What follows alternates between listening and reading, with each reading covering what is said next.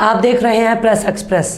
संजय राउत के मुंबई के अर्थर road gel से बाहर निकलने के बाद आज पहली मुलाकात पक्ष के नेता उद्धव ठाकरे से हुई।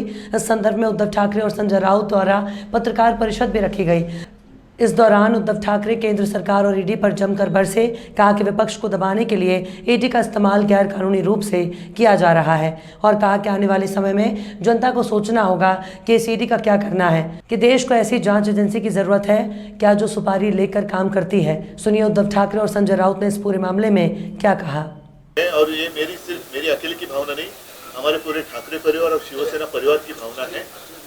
पिछले 100 दिन संजय को बेकानूनी तरीके से जेल में रखा गया था, उसके ऊपर कल कोर्ट ने अपना फैसला सुनाया है और कल की जो उनके ऑर्डर है मुझे लगता है कि देश के लिए वो मार्गदर्शक होगी।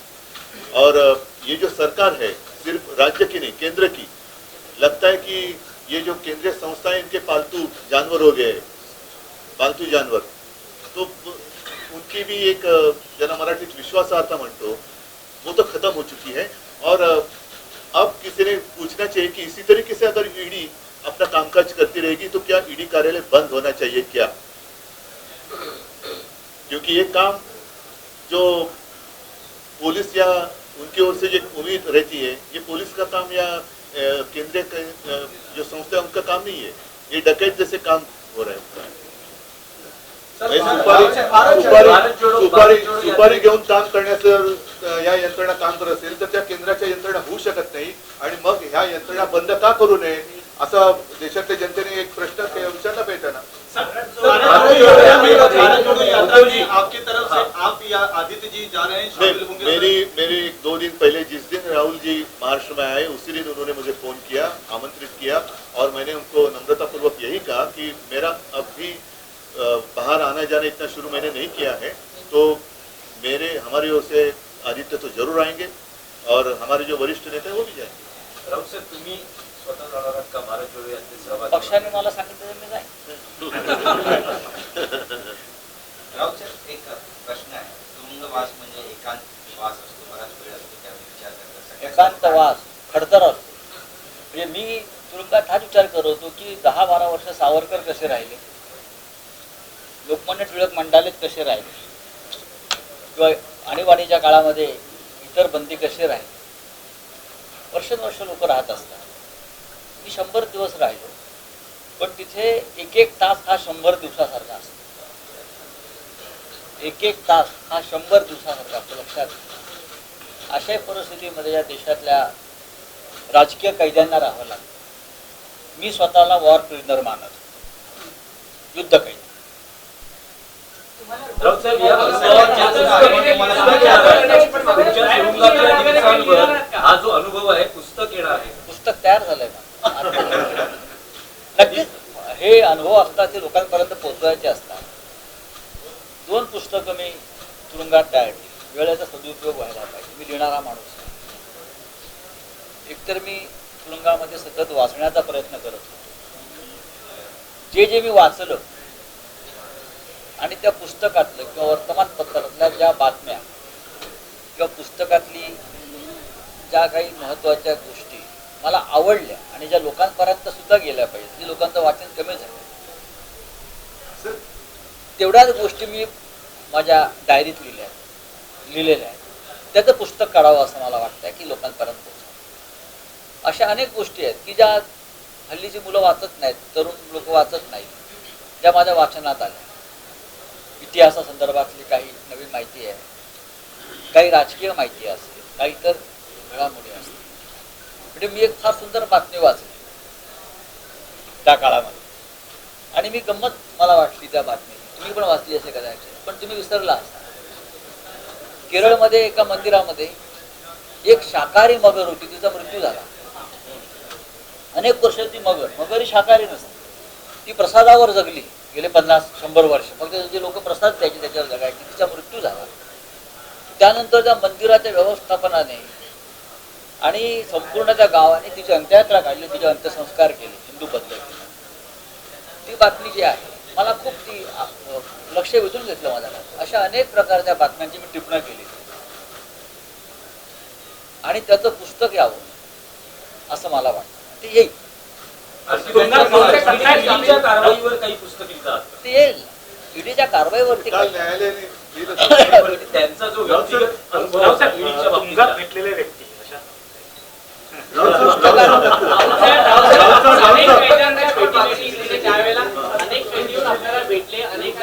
चुकीचं आहे. सांगतात अधूनमधून भेटतात तिथे लोक जाता येताना आम्ही बोलतात, पण तुरुंगातलं जीवन हे एकांतवासातलं जगणं असतं. त्याला तुरुंग म्हणतात. तिथे फक्त भिंती दिसतात, उंच भिंती. हे मातोश्री जो घर आहे त्याच्या 3ऱ्या माळ्यावरील भिंत असते, लक्षात घ्या. आणि आतमध्ये अशी कोठडी असते. तुम्हाला फक्त भिंत दिसते, तुम्हाला माणूस दिसत नाही. तुम्ही तुरुंगात जा किंवा तुम्हाला कळेल. माझ्या शुभेच्छा जाऊ नका. राज्य सरकार की तरफ से कार्रवाई की जा रही है, तोड़ा जा रहा है। अफजल खान का जो ठीक आहे, सगळे विषय आज चला. बोलू नका. तुरुंगातून बाहेर आलेला आहात, पुढचं लक्ष 2 दिवस मी थोडे माझ्या प्रकृतीकडे लक्ष देईन आणि मग मी परत पक्षाच्या कामाला लागेन. मी दौरे करीन, मी दौऱ्याला जाईन, मी महाराष्ट्रात फिरेन. सामनाचं काम आहे, शिवसेना भवनात नेहमीप्रमाणे बसेन. जे माझं रुटीन काम आहे पक्षाचे ते मी करणार.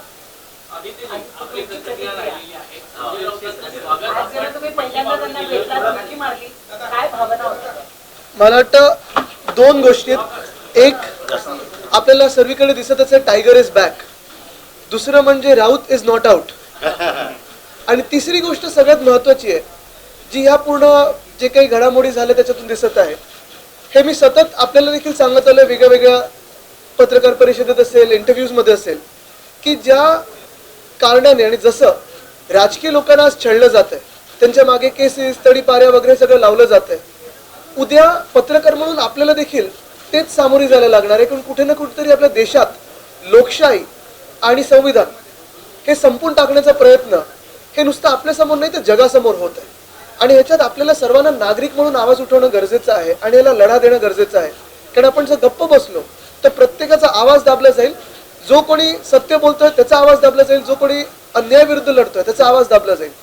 आणि मग लोकशाही संपल्यानंतर हुकुमशाही जशी आता आपल्या राज्यात वाटत आहे ती संपूर्ण देशात वाटायला लागेल. कारण जसं आपण बघताय महापालिका जशी चालत आहे, प्रत्येक वेळी आम्हाला कोर्टात जाऊन न्याय मिळालेला आहे. पण महापालिका असेल किंवा इतर जे काही राज्य सरकारची वेगवेगळी स्तर असेल, आता बघा शेतकरी त्रस्त आहेत, महिलांना शिवीगाळ होते आहे, तरुण बेरोजगार आहेत, जे तरुण बेरोजगार रस्त्यावर येतात त्यांना शेमडी पोरं म्हटली जातात. तुम्ही पत्रकार म्हणून जे आवाज उठवत आहे तुम्हाला HMB म्हटलं जात आहे. हे लोकशाही संपवण्याच्याच दृष्टिकोनातून आणि दिशेने मार्ग चाललेला आहे. तिथे कुठेतरी आपण एकत्र येऊन ह्याला लढा देणं गरजेचं आहे. आदित्य, उद्या तुम्ही भारत जोडो यात्रेत सहभागी होतात. तुम्ही राहुल गांधींबरोबर त्या यात्रेत चालणार आहात? हो, नक्कीच चालणार आहे. उद्या दुपारी मी तिथे पोहोचणार आहे नांदेडमध्ये आणि त्यांच्यासोबत पुढे जो काही मार्ग असेल तो चालणार आहे. धन्यवाद. साहजिकच आहे, आनंदाची दुसरी प्रतिक्रिया असू शकत नाही. पण या आनंदाबरोबरीने संजयच्या धाडसाचं कौतुक आहे. आपल्याला सर्वांना कल्पना आहे की संजय, मी मुद्दा म्हणून आज त्याला आदितुरे बोलतोय, कारण मी नेहमी त्याला आदितुरे बोलतोय आणि तोही माझ्याशी त्याच नात्याने बोलत असतो. संजय शिवसेनेचा नेता आहे, शिवसेनेचा खासदार आहे, सामनाचा कार्यकारी संपादक आहे आणि त्याच बरोबरीने तो माझा जिवलग मित्र सुद्धा आहे.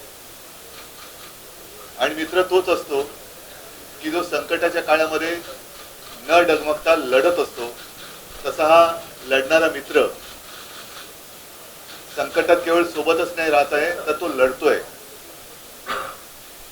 अनेक जण आपण पाहतो आहोत आणि आता स्पष्ट झाले. काल न्यायालयाने जो निकाल दिलेला आहे त्या न्यायदेवतेला मी आभार मानतो, न्यायदेवतेचे आभार मानतो. पण या निकाल पत्रामध्ये अत्यंत परखड आणि स्पष्टपणाने काही आपली निरीक्षणे त्यांनी नोंदवलेली आहेत. त्याच्यामुळे आता हे जगजाहीर झालेलं आहे की केंद्रीय यंत्रणा केंद्र सरकारच्या पाळीव प्राण्याप्रमाणे वागतायत. ज्याच्या अंगावर जा म्हटलं का त्याच्या अंगावर जात आहेत, बेकायदेशीरपणाने जात आहेत. आणि हे संपूर्ण जग बघतंय, देश बघतोय. एक एक उदाहरणं द्यायची झाली तर गेल्या काही दिवसातलीच उदाहरणं आपल्या समोर आहेत. आणि सर्वात महत्वाचं म्हणजे ही न्यायदेवता सुद्धा आपल्या अंकित करण्याची सुरुवात केंद्र सरकार करते की काय, अशा पद्धतीने गेल्या 8-15 दिवसातली केंद्रीय कायदा मंत्री रिजिजू यांची वक्तव्य आहेत. त्यांनी या न्यायवृंदावरती शंका उपस्थित केलेली आहे. एकूणच सर्वसामान्यांच्या आशेचा किरण हे न्यायालय असते आणि न्यायालय जर का आपल्या बुडाखाली घेण्याचा प्रयत्न केंद्र सरकार करत असेल तर देशातल्या तमाम जनतेने त्याचा विरोध केला पाहिजे.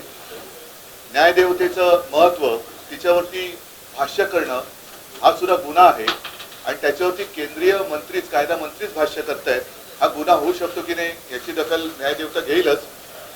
पण एक नक्की की आजपर्यंत या केंद्रीय यंत्रणांचा दुरुपयोग करून अनेक पक्ष फोडले गेले, अनेक पक्ष फोडण्याचा प्रयत्न केला जातो आहे. बेकायदेशीर अटका केल्या जात आहेत, खोट्या केसेस केल्या जात आहेत. कालचा दणका न्यायालयाने केंद्र सरकारला दिल्यानंतरही कदाचित कुठल्या तरी खोट्या केसेसमध्ये परत संजयला गोवण्याचा प्रयत्न होऊ शकेल. कारण एवढ्या चपराकीनंतर जर का लाज वाटण्या एवढं संवेदनशील हे केंद्र सरकार असतं तर अशा घटना घडल्या नसतात. असो, याच्यावरती मला आणि सगळ्यांनाच, अगदी संजयला आणि सगळ्यांनाच बरंच बोलायचं आहे. त्या वेळोवेळी आम्ही त्या गोष्टी बोलत राहू. तूर्त परत एकदा कर नाही त्याला डर कशाला, नुसतं घाबरून जे पक्षातून पळून गेलेले आहेत त्यांच्यासाठी सुद्धा मोठा धडा आहे. आणि न्यायदेवता ही निपक्षपातीपणाने निर्णय देते आहे, हे आपल्या देशासाठी आणि देशाच्या भवितव्यासाठी खूप मोठं आणि चांगलं लक्षण आहे. कालचं जे निकालपत्र आहे ते निकालपत्र हे एक मार्गदर्शक म्हणून सगळ्यांनीच त्याचं आचरण करायला आणि अंमलात आणायला काही हरकत नाही. शिवसेनेची तोफ पुन्हा एकदा आता मैदानात उतरली आहे. तोफच असते, तोफ मैदानात आणावी लागतच नसते. आता तुम्हाला या तोफेचा पल्ला माहिती आहे, तोफेचे पल्ले माहिती असतात. काही जणांचे काही तोफ म्हणून आणतात आणि गोळी तिथल्या पायाचीच पडतात. तर ही आमची लांब पल्ल्याची तोफ आहे. खरं तर राऊत साहेबांनी सगळ्यात सांगितलं की त्यांच्यासाठी तो गुजरातला काळ होता, तो खडतर होता. नक्कीच. अनेकांनी आपण बुलंद तोफ म्हणतो आपल्या पक्षाची आहे, त्यामुळे आपल्यासाठी हे 100 दिवस 102 दिवस किती कठीण होते, त्यामधल्या काही आठवणी आहेत आपल्या? आमच्यासाठी म्हणजे मी म्हटलं तसं की तो जिवलग मित्र आहे आणि आमच्या कुटुंबियांपैकीच तो आहे. तो काय, सुनील काय. पण एक गोष्ट मी तुम्हाला आवर्जून सांगेन की सुनीलचं सुद्धा कौतुक आहे, त्याच्याबरोबर संजय आहे. संजयच्या आईचं, आमच्या वहिनींचं आणि त्यांच्या मुलींचं सुद्धा मला कौतुक करायला पाहिजे. कारण शेवटी काय होतं, आम्ही एकत्र कुटुंबासारखे असल्यानंतर धीर कोणी कोणाला द्यायचा. आणि मधल्या काळामध्ये त्या काही बातम्या आल्या होत्या तेव्हा मी सुद्धा थोडंसं एक भाऊ झालो होतो. मला संजयला खूप भेटावंसं वाटत होतं आणि मी म्हटलं मी त्याला तुरुंगात सुद्धा येऊन भेटायला तयार आहे. तर ठीक आहे, त्याचे अर्थ अनर्थ कोणी लावायचे असेल लावू द्या, मला काय त्याची किंमत नाही आहे. पण संजय हा आमच्या कुटुंबातलाच आहे आणि म्हणून तो खडतर काळ जसं त्याच्यासाठी, त्याच्या कुटुंबियांसाठी, तसंच तो आमच्यासाठी सुद्धा होता. आणि विशेष म्हणजे रोजचं म्हणजे काही काम असो वा नसो आमचं बोलणं तर होतच असतं. त्याच्यामुळे ती सुद्धा एक सकाळी त्यांनी एक वक्तव्य केलं की मी देवेंद्र फडणवीसांनी सांगितलं की राजकारणात कटुता नसली पाहिजे तर मी त्यांना भेटणार आहे. आता संजय राऊतांच्या या वाक्याचे अनेक राजकीय अर्थ काढले जात आहेत.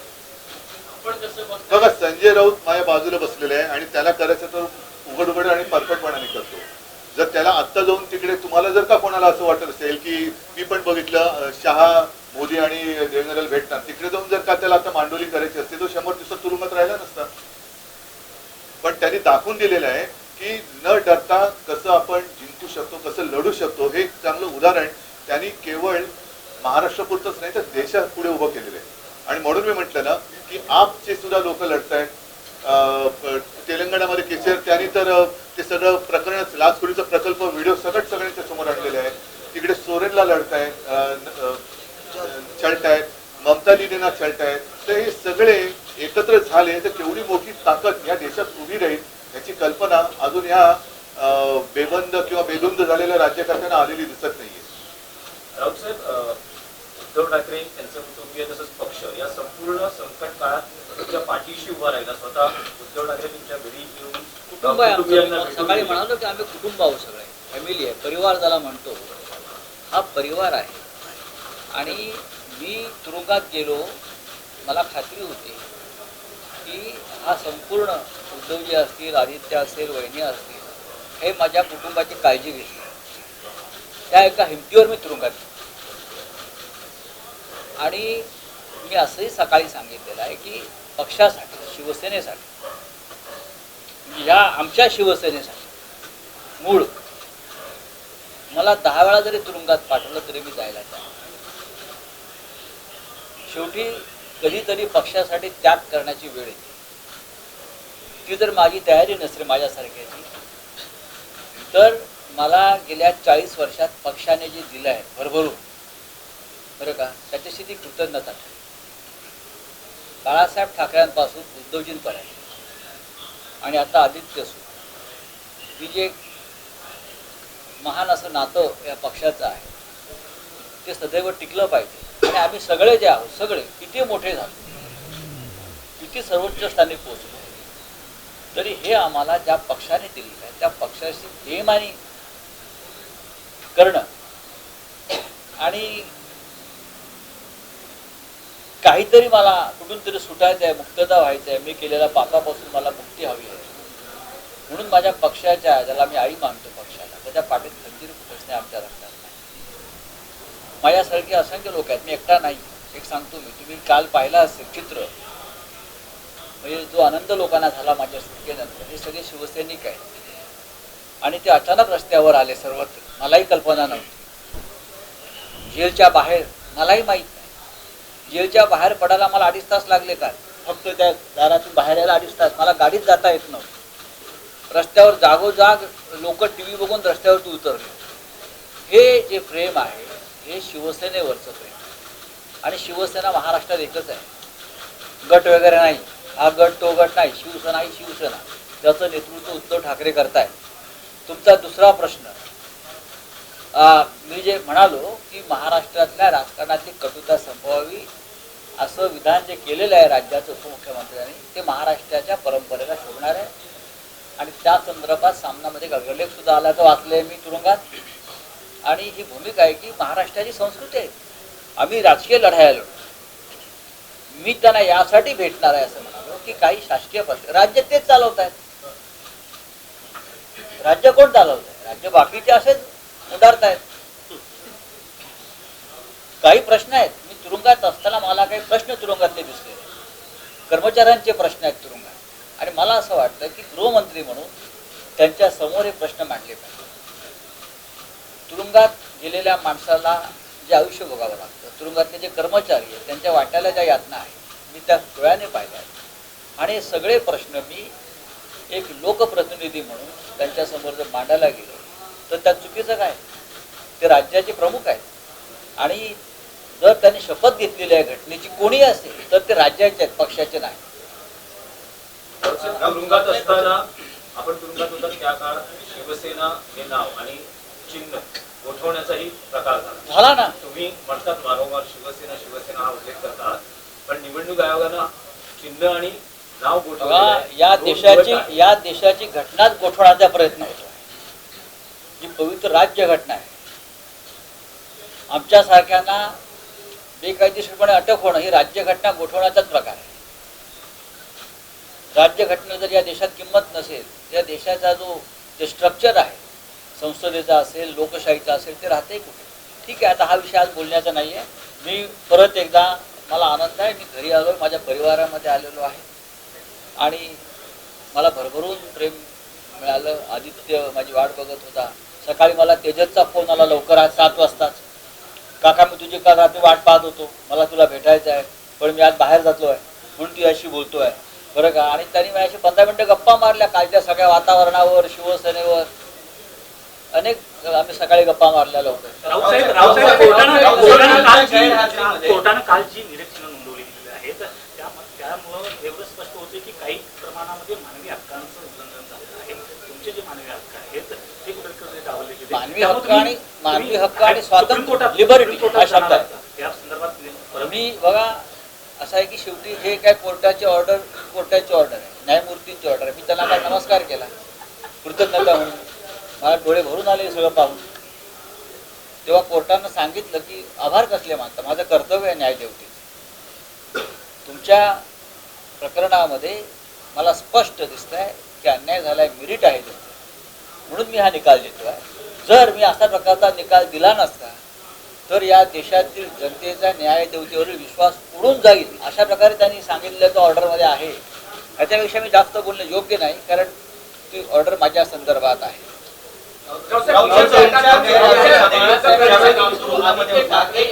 प्रत्येक सभेमध्ये रिकामी ठेवण्यात आली, त्याबद्दल मी माझ्या प्रिय पक्षाचा आणि उद्धवजींचा आभारी आहे की माझं स्मरण सतत ठेवलं गेलं. स्मरण म्हणजे काय, तू आहे सोबत.